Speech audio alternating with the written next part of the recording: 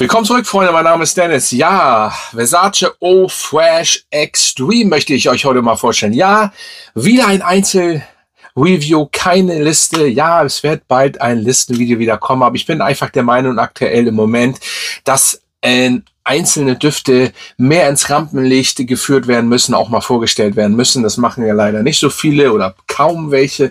Und ich habe, glaube ich, die letzten 10 Videos alles Einzelreviews gemacht, weil ich das einfach für wichtig halte. Und ich habe da, oder so bin ich mal angefangen, deswegen, aber es wird bald wieder auch Listen kommen. Also keine Angst, Freunde, ne? Weil ich immer schon Nachrichten bekomme. Macht doch mal wieder Dinge so, ja, kommt. Ganz ruhig, Freunde. So, jetzt geht's hier aber erstmal um den neuen Eau Fraiche Extreme. Ja, und ihr habt natürlich auch schon im Titel gesehen,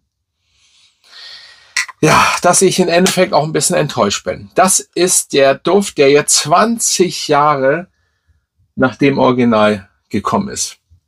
20 Jahre. Und da erwartet man ja ein bisschen mehr, würde ich mal sagen. Aber dass das natürlich nicht, oder dass ich mir da nicht ein Meisterwerk gewünscht hätte, nein, so extrem nicht. Oder dass ich nicht erwartet hätte, dass jetzt ein Meisterwerk erscheint. Nein, das auch nicht. Wir wollen nicht ganz zu den Sternen greifen, aber ich hätte mir was anderes vorgestellt. Also bleibt dran zum Schluss, oder es wird nachher was kommen. Es hört sich hart an, aber es ist einfach so. Ja, zum Duft.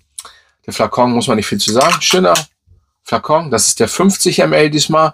63 €. Ne, das kommt auch dazu. Das ist auch schon stattlich. Und ja, kann man so machen. Und ja, easy. Kommt nicht schlecht. Ich finde das gar nicht so schlecht, diese Flakon, auch wenn es Plastik ist. Aber auch der Sprüher ist gut. Und der blaue Flakon mit dem Gold hier sieht gar nicht so verkehrt aus. So, jetzt zum Duft. Ja, ihr habt eine leichte DNA vom Original noch mit bei, aber dann habt ihr eine DNA, wo ich sage, warum? Warum Versace? Ihr macht doch sonst eigentlich stabile Düfte. Warum macht ihr das jetzt? Ja, es ist eine Orangenblüte mit im Spiel. So, und was kommt dann? Gut, es gibt viele Düfte mit Orangenblüten, die riechen ja nicht so, was jetzt kommt, aber er hat Ähnlichkeiten zum Sculpture. Er hat aber auch Ähnlichkeiten zur Gebauers Private Garden. So, und warum? Weshalb? Wieso macht er das, Versace? Was soll das? Nach 20 Jahren erwarte ich schon etwas anderes. Das kann ich so sagen und das sage ich auch so. Die Zitrone, ja, es ist eine schöne Zitrone und danach kommt die Orangenblüte.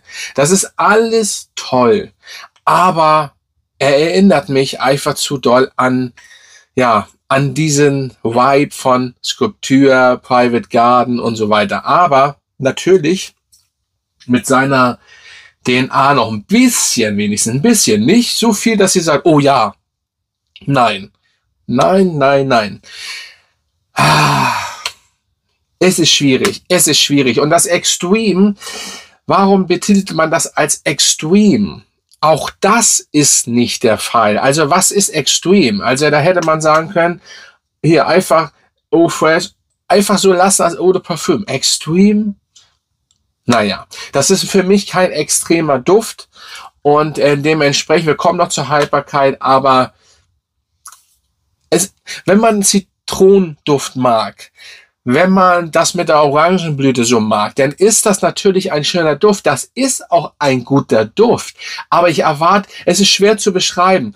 Ich erwarte einfach nach 20 Jahren einen anderen Ableger. Jetzt fragt mich nicht welchen, aber das muss man ja so, keine Ahnung, nicht so einen auf jeden Fall. Im Mittelteil kommt dann irgendwie allgemein was Pfeffriges, aber auch wieder Blumenmäßiges.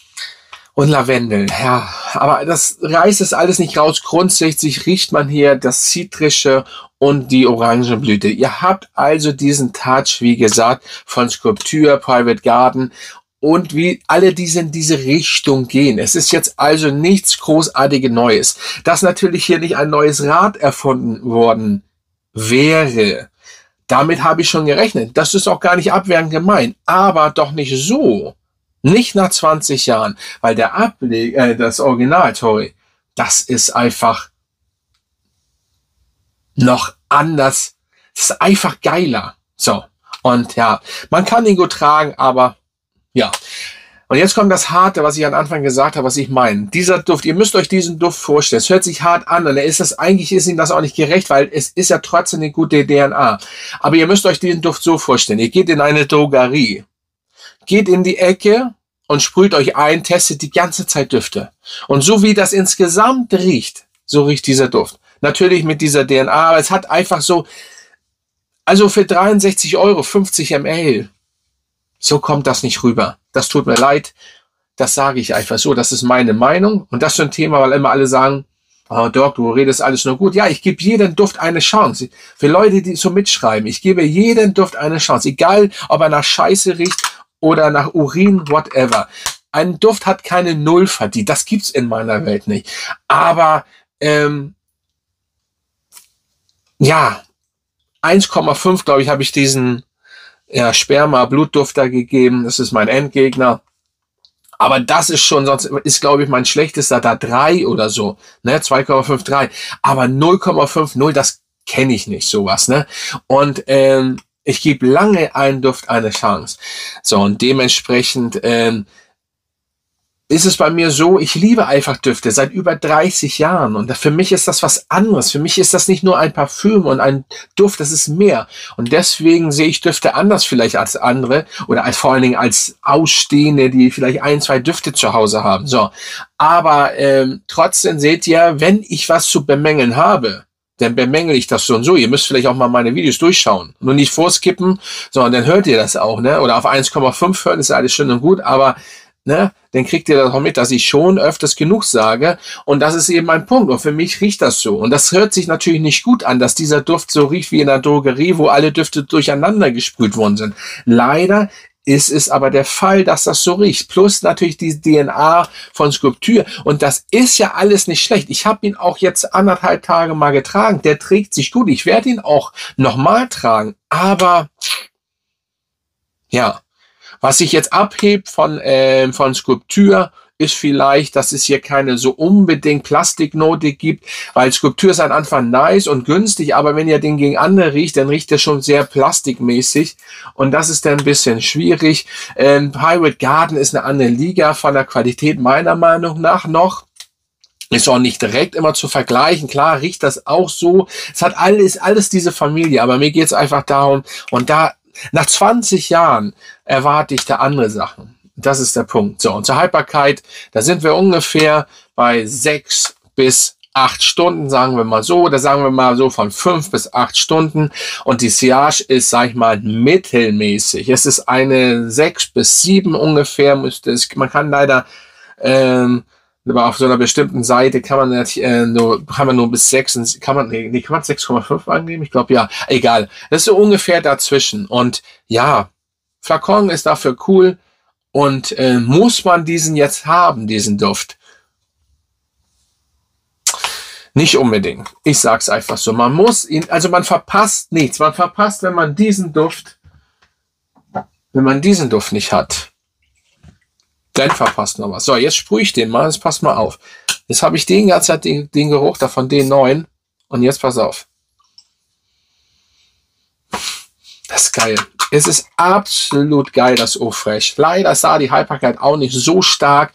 Aber egal, der Duft ist geil. Und legt den mal 15 Minuten in den Kühlschrank. Dann habt ihr noch eine Erfrischung. Die Duftmoleküle gehen nicht kaputt. Keine Angst. Ich meine, das könnt ihr auch bei den Duft vielleicht mal machen.